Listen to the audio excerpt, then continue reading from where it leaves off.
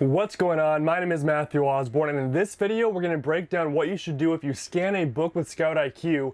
It turns green at the store, you buy it, it says accept, you bring the same book home when you scan it to list it, and now says reject.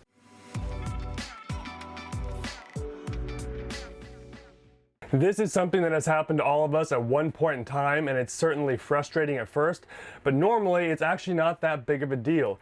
The key here is to begin to understand what all the numbers on the screen are actually saying and how the triggers work with those numbers, and then what could cause a book to suddenly change from profitable to unprofitable. Alright, so let's take a look at a quick example of something that said accept, now it says reject. This is a book that I purchased during a lunch break about a month and a half ago and completely forgot it was in the back of the car.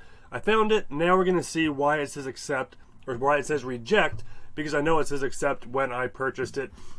So let's scan this book real quickly.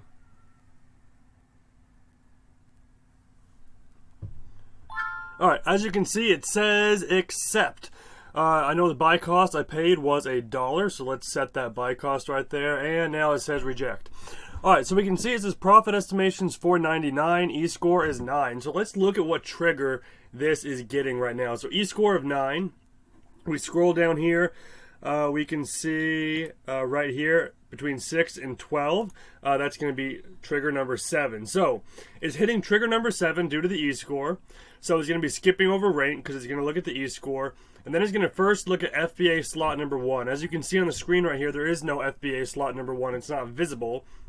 So then it looks at MF slot number 5, which is 5 down on the merchant filled side. And then it's going to look and compare it to the buy box. Is the buy box more than this? If it is, the buy box is most likely the lowest prime price. So it compared it to the buy box and says, hey, the buy box is $13.42. So we're going to pick this as our target price, $13.42, since it's likely the lowest prime price. Looks at Amazon's price, which doesn't exist, so it skips over this. And it wants a profit of $5. So since this is not selling as frequently, we want more profit for something like this. So we set that at $5 since it's selling just a little over once a month, which is not very often.